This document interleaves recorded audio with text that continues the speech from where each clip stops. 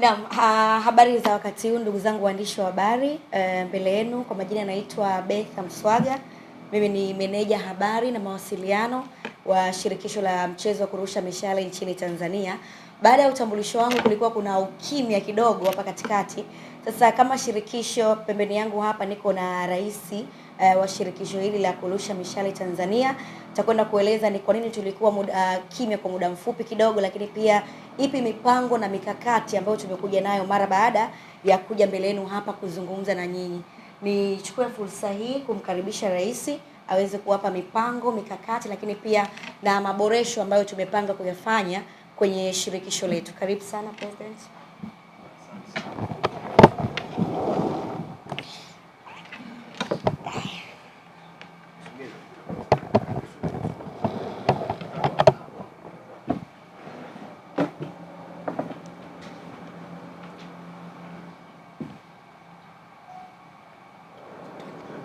Asante sana.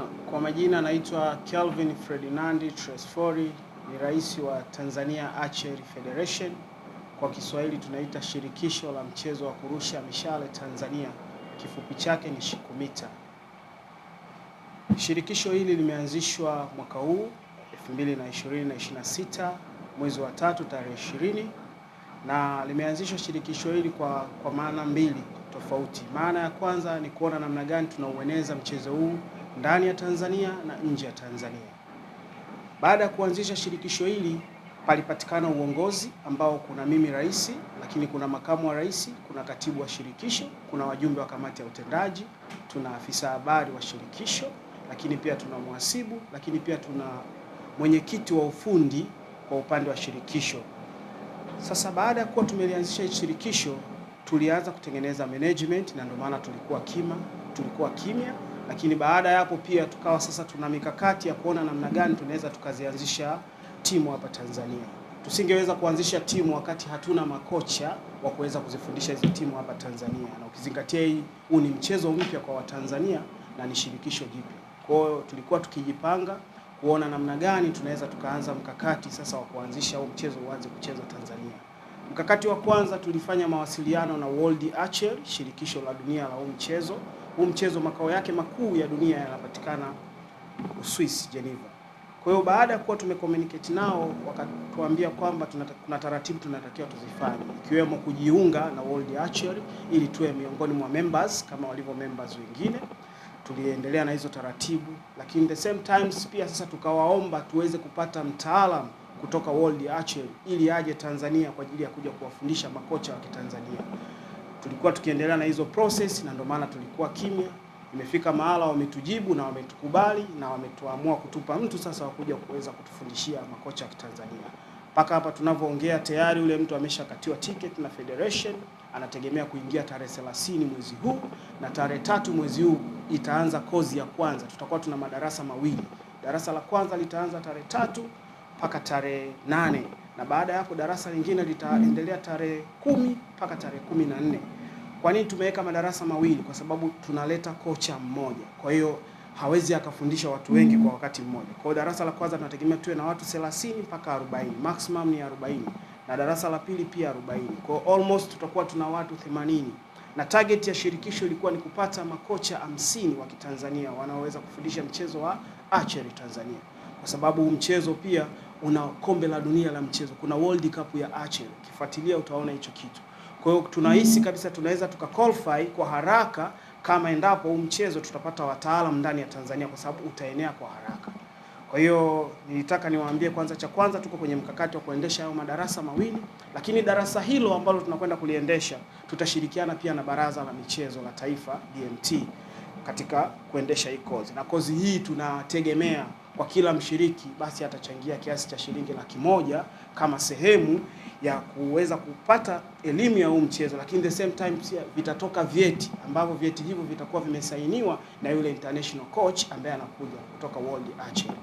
Hiyo ndio mikakati ya kwanza ambayo tumejiwekea, lakini mpaka dakika hii tumeshafanikiwa kuwa na timu mbili ambazo tumeshazisajili. Tuna timu ya Dodoma inaitwa Twiga Archery ambaye hapa iko pembeni yangu. Hii ni timu ya kwanza ambayo itaenda kuwekwa pale Dodoma, inaitwa Twiga Archery, ina katiba yake na uongozi wake na kila kitu. Lakini the same time tuna timu ya Mwanza ambayo inaitwa Rock City Archery. Hii hapa pia nadhani mnaiona. Hii ni timu ambayo tayari ina mwenyekiti wa klabu, ina katibu wa klabu, ina wajumbe na kila kitu. Kwa hiyo tunategemea pia Dar es Salaam kuanzisha timu 2, lakini timu ya mwisho ya 5 tutaianzisha kule kwa Wanzabe, ndio target yetu kwa sasa kama shirikisho. Tukianzisha timu 2 Dar es Salaam, basi itakuwa ni rahisi kuanza train ya mashindano kwa sababu tutakuwa tuna timu 2. Lakini Mwanza na Dodoma tunaanza kuweka timu moja kwanza. Target nyingine ni kuona namna gani mwezi wa 9 FEASA tunaweza na sisi walau tukaudemonstrate mchezo wetu kwenye mashindano ya FEASA, tukiwa tunalenga hasa kwenda kuanza kupeleka sasa kwa mashuleni. Hiyo ndio target nyingine ambayo tumejiwekea. Lakini the same times katika hili darasa ambalo tumeshaliarrange, tunategemea pia kuwapata baadhi ya walimu wa sekondari, shule ya msingi na wadau wengine wa michezo ili kuona namna gani pia inakuwa ni rahisi kuendelea kusambaza mchezo wa archery Tanzania.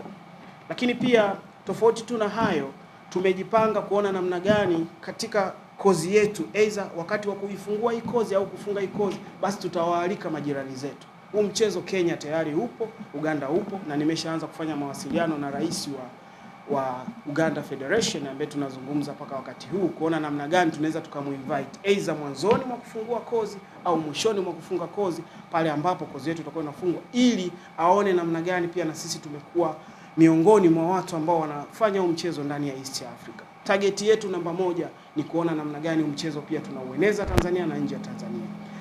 Baada ya kuanzishwa hili shirikisho, tumefanikiwa kuanza kucommunicate na TOC, Tanzania Olympic Committee. Lengo la kuanza kucommunicate na TOC kuona namna gani tunaweza kuenda kujisajili IOC, International Olympic Committee. Sasa TOC walikuwa kidogo bado wana mambo ya uchaguzi na vitu vingine tofauti, lakini tulisha wa email na tulishawatumia barua. Kwa tuko kwenye mkakati wa kuweza kujisajili kwao na wao waweze kutusajili wapi? IOC, International Olympic Committee, ili tuweze na sisi kufaidika na vile ambavyo vinagawiwa au ile ruzuku ambayo inapatikana kwenye michezo yote ambayo iko Olympic kutoka IOC, International Olympic Committee. Lakini ili shirikisho kwa mimi ninavyofikiri au mimi ninavyoona mpaka wakati huu lina fursa nyingi. Fursa ya kwanza, kupitia mchezo wa archery ni rahisi watu wetu wa Kitanzania kupata ajira, lakini pia vile vile kutangaza fursa tulizonazo, kwa sababu sisi target yetu ni kushiriki Olympic inayokuja. Kwa nini tunaamini tunaweza tukashiriki? Tunaweza tukashiriki kwa sababu competition ya mchezo ndani ya Afrika ni ndogo. Ni nchi 5 tu zinacheza mchezo. Kwa hiyo ni rahisi sisi kupasua hiyo miamba na kwenda kule. Kenya walikuwa wanashiriki wakiwa na klabu tu, wameanza kushiriki wakiwa na klabu. Leo hii wana federation. Kwa hiyo sisi tayari tuna federation. It means tuna uwezo mkubwa sana wa kuweza kushiriki kirahisi mashindano ya Olympic haya yanayokuja na hata event ambazo wanaendelea kuwa nazo. Sasa mimi natoa rai yangu kwa Watanzania, ni vema sana tukashiriki kwenye huu mchezo. Kwanza ni mchezo ambao unachezwa sana Europe na Asia. Kwa hiyo utatoa tena fursa ya sisi wa Tanzania kupata exposure, lakini the same times kujifunza vitu vingine tofauti, lakini pia kutangaza vile fursa tulizonazo na hasa kuvutia wawekezaji. Kama mchezo wa archery umefika Tanzania, so ni rahisi pia mtu kuona namna gani naweza kwenda kuona Tanzania wanafanya nini kwenye archery, au kwa nini Tanzania wameanzisha archery. Anapokuja pale atapata fursa ya kuona tuna mbuga za wanyama, tuna vitu tofauti, tuna mlima Kilimanjaro na vingine vingi. Kwa hiyo mimi nadhani mpaka hapa tunakoelekea, naona mwanga mkubwa sana wa Tanzania Archery Federation kwenda kuleta medali ndani ya Tanzania kama ilivyo mashirikisho mengine yanavyofanikiwa kuleta medali tofauti. Naweza nikatoa mfano kwa upande wa football, kwa kweli wanatuinspire, na upande wa riadha wanatuinspire, hata basket pia. Kwa kupitia hayo baadhi ya mashirikisho pia sisi tunajifunza kuona namna gani tunapita kwenye hizo njia walizopita wenzetu, ili kuweza kuona namna gani pia na sisi tunaitangaza nchi yetu na tunafanya nchi yetu pia ionekane kwamba inafanya michezo tofauti. Lakini pia tumepata idea ambayo tulikuwa tuko nayo kama management tunaizungumza kwenye upande pia wa AFCON ambayo inayokuja. Tunaona kama na sisi pia ni sehemu ya kuwepo kwenye hiyo AFCON. Kwa namna hipi, panapokuwa na AFCON, ukitembea nchi za watu au mashindano yote, even ni World Cup, nje ya uwanja huwa kuna event tofauti. Panaweza pakawa na boxing, panaweza pakawa na watu wanarusha hama, yani tufe, panaweza pakawa na watu wanarusha discus, visaani, kuna watu wanafanya javelin. Hiyo ni michezo ambayo inakuwa by the way nje ya stadium huwa inakuwepo. Kwa hiyo na sisi tunategemea kwenye AFCON inayokwenda kufanyika, basi tutaiunga serikali yetu mkono kwa kuona namna gani pia watu watakuwa na event ya archery pale nje kama sehemu ya kupata nini, kama sehemu ya kupata burudani tofauti ndani ya AFCON kwa ajili ya kuendelea kuipamba nchi yetu kwenye haya mashindano ambao wanatumia gharama kubwa na kwenda kuiandaa. Kwa kama shirikisho Tanzania Archery Federation, we are good.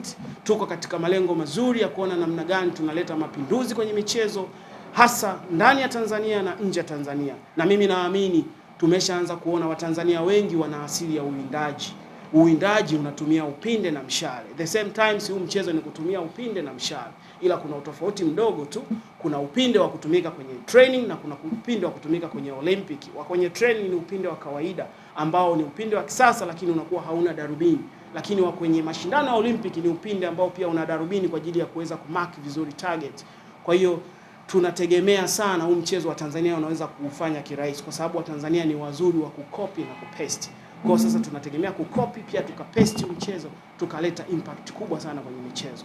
Lakini pia tunaendelea kuona namna gani vyombo vya habari vimeendelea kuwa karibu na sisi, na ndio maana hata tulipokuwa kimya waliendelea kuona kwamba tuna namna tunatakiwa tujue nini kinaendelea. Tukawaambia muda utakapofika basi tutawajuza nini kinaendelea. Na sasa muda ndio huu rasmi tunakwenda kuanza baada tu ya kumaliza timu immediately. Baada ya kumaliza kozi timu zitaanzishwa hapa Tanzania na tunategemea sana kuomba eneo la Gymkhanas kuwa kama ndo sehemu ya sisi kufanyia training zetu baada ya kuwa tumemaliza hii kozi na huyu mtu anayekuja kutoka World Archery. Kwa hiyo tunawakaribisha sana kuja kujiunga kwenye hii kozi kwa sababu ni kozi ambayo utapata cheti. Utapata cheti ambacho kitakuonyesha kwamba wewe tayari ni mwalimu wa archery na unaweza kufundisha archery. Lakini pia kuna pointi moja kubwa sana ya msingi. Tusiangalie tu michezo, tutumie pia hizi federation zetu za Tanzania pia kujiendeleza kwa namna gani? Wewe unataka kusoma labda kozi za Olympic, uwezi ukaenda kusoma wewe kama wewe individual. Ni rahisi wewe kusoma kozi za Olympic pale unapotokea kwenye federation fulani. Like unatokea kwenye Tanzania Archery Federation, tunaweza sisi tukakupa dhamana ya kukuendeleza ukaenda ukasoma hiyo kozi kama miongoni mwa members ambao wanatokea kwenye Tanzania Archery Federation. Kwa sababu ili usome kozi za Olympic kuna kozi za management, kuna kozi za mambo ya solidarity, na baada ya hapo unaweza ukafanikiwa ukawa labda ni kocha kwenye hizi jumuiya za madola, makocha wanatoka kwenye Olympic. Sasa Olympic wanapata wapi watu? Wanapata watu kutoka kwenye mafederation kama Football Federation, Archery Federation na mafederation mengine. Kwa hiyo kuna fursa hapa katikati kwa maana kwamba utakaposhiriki hii kozi ni rahisi wewe kuacquire certificate ambayo inaweza ikakupromote wewe kwenda kusoma baadhi ya kozi za Olympic. Na labda niwaweke wazi, kozi nyingi za Olympic huwa watu wanakuwa wanalipiwa kuanzia air ticket, malazi na kila kitu.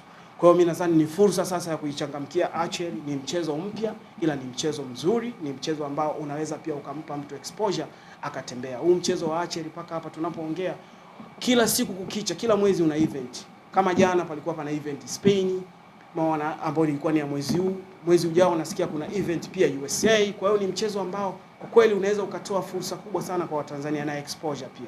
Kwa hiyo mimi nadhani kwa hayo ambayo nimejaribu kuyagusia, ninaona jinsi gani kwamba tuna kila sababu ya kuweza kuchangamkia hii fursa ya mchezo wa archery hapa Tanzania. Ni mchezo mpya lakini pia sio mchezo ambao unatumia nguvu nyingi, unatumia mikono. Lakini pia tusisahau kusema kwamba huu mchezo wa archery hauchezwi tu na watu ambao ni wa kawaida, nikimaanisha watu ambao sio walemavu. Hata disability pia wana opportunity ya kuingia kwenye huu mchezo wa archery kwa sababu kuna kitu wanaita Paralympic ni wale watu wenye ulemavu ambao wanacheza pia archery kutumia baiskeli kama vile ilivyo kwenye football na michezo mingine. Lakini pia kuna watu wanacheza huu mchezo wa archery pia wakiwa pia wanaganda sarakasi. Hapa Tanzania nimetumiwa clip, nimemwona mtoto mmoja anapanda kwenye stuli, anabinuka, then anaweza kurusha upinde kwa kutumia miguu yake yote miwili. Anashika ule upinde kwa kutumia mguu wa kushoto, anashika ile bow, anashika ule mshale arrow kwa kutumia mguu wake wa kulia, then anarusha, anapiga target. Kwa hiyo kumbe tuna vipaji tofauti. Wenzetu wengine huko bara la Asia wanacheza pia mchezo kwa kutumia farasi na vitu vingine.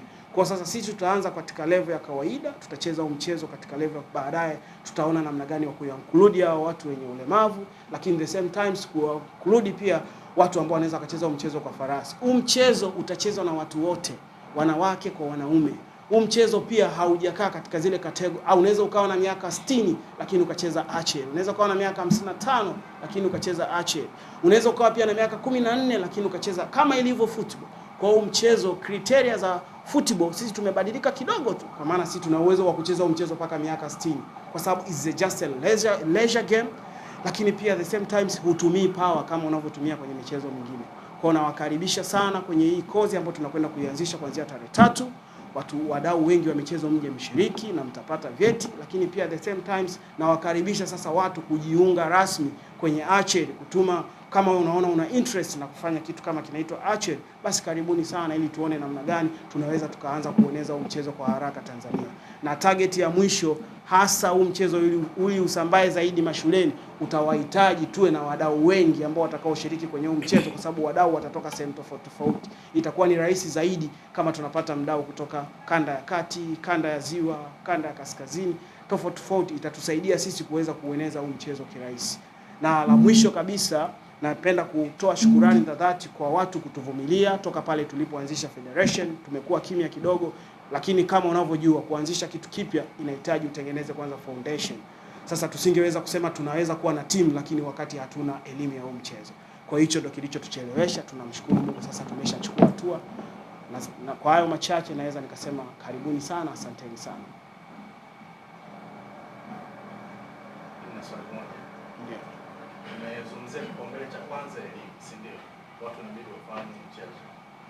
Na target ya shirikisho ni kuzalisha walimu ama wakufunzi ambao sio kwa chini ya 50. Lakini tumeona kwenye hizo awamu mbili za hapo ambapo wako wanasoma, ina maana 40 mpaka 30. Kwa maana zaidi ya watu 50, si ndio? Ndio. Swali langu linakuja hivi. Kwenye timu ambazo umeziorodhesha, ina maana mtaanza na timu 5 tu pekee. Hao walimu ambao wengine watakuwa salia ambao watakuwa wana timu, target ni kuwapeleka mashuleni au sekondari. Lakini umezungumzia katika hizo timu 5 ambazo mtakazoanza nazo, pia umegusia pia kabila la Wahadzabe, si ndio? Ndio.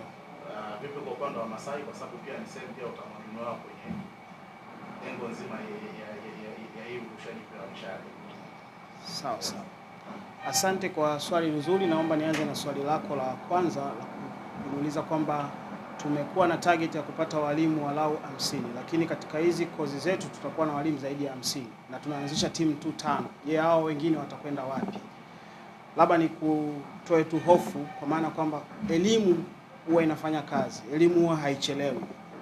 Ni sawa na mtu anamaliza chuo leo lakini anaweza asipate kazi kesho, akapata kazi kesho kutwa. Kwa hiyo hizi timu 5 ni kwa sababu ni mwanzoni. Tunategemea kuwa na timu mikoa yote Tanzania. Kwa hiyo hao walimu ni miongoni mwa package yetu ya kuhakikisha kwamba kila timu tutakao kuwa tunaianzisha basi inapata mwalimu. Nadhani nitakuwa nimekujibu kwa swali la kwanza. Swali lako la pili umezungumzia kwamba tunategemea kwenda kuanzisha timu kwa Wahadzabe katika hizo timu 5. Je, vipi kuhusu kabila la Wamasai? Wahadzabe tutatumia kama hilo jina kwa sababu wana practice kila siku tunawaona. Ila haimaanishi watakuwa Wahadzabe peke yao. Mle ndani patakuwa pana Wamasai, patakuwa pana Wasandawe, patakuwa pana Wamang'ati, kuna watu wanatoka wilaya ya Chemba Dodoma wanafanya hichi kitu. Kuna watu wanatoka Hanangi wanafanya hichi kitu. Na hao Wahadzabe wa Karatu wanafanya hichi kitu. Kwa hiyo kupitia Hadzabe Archery Club basi tutawa include makabila yote ili kupata kitu ambacho ni cream zaidi. Nadhani nimekujibu.